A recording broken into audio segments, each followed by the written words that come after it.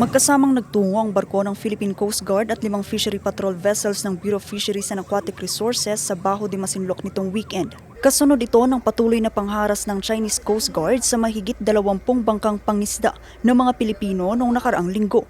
Layunin ng joint deployment ng PCG at BFAR na tiyakin ang kaligtasan ng mga mangingisdang Pilipino habang patuloy ang kanilang pangingisda sa naturang lugar.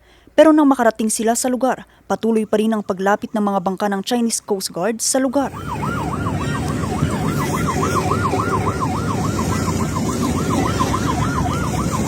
Sa kabila niyan, hindi nagpatinag ang mga kinatawan ng PCG at BFAR. Maliban sa pagbibigay proteksyon, hatid din nila ang fuel subsidy, food packs at yelo sa mga mangingisda para mapahaba pa ang pananatili nila sa laot at makatulong sa kanilang gastusin sa gitna ng patuloy na pagtaas ng presyo ng krudo. Samantala, nagsagawa naman ng Maritime Domain Awareness Flight ang Philippine Coast Guard sa utos ni PCG Commandant Admiral Ronnie Hill Gavan para bantayan ang sitwasyon sa lugar. Sa isinagawang aerial patrol na mataan ang 6 na barko ng China Coast Guard, 20 China Maritime Militia vessels at 1 barko ng People's Liberation Army Navy sa paligid ng Baho de Masinloc. Ayon pa sa PCG, unang beses na naitala ng Philippine Coast Guard ang live radio broadcast mula sa China Coast Guard na nagsasabing magsasagawa umano sila ng clearing operation sa ilang bahagi ng Baho de Masinloc.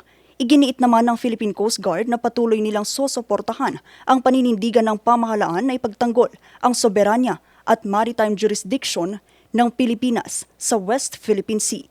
Kasama rin dito ang pagtitiyak na protektahan ang kabuhayan at kaligtasan ng mga mangingisdang Pilipino. Vanessa Bugtong, RNG News.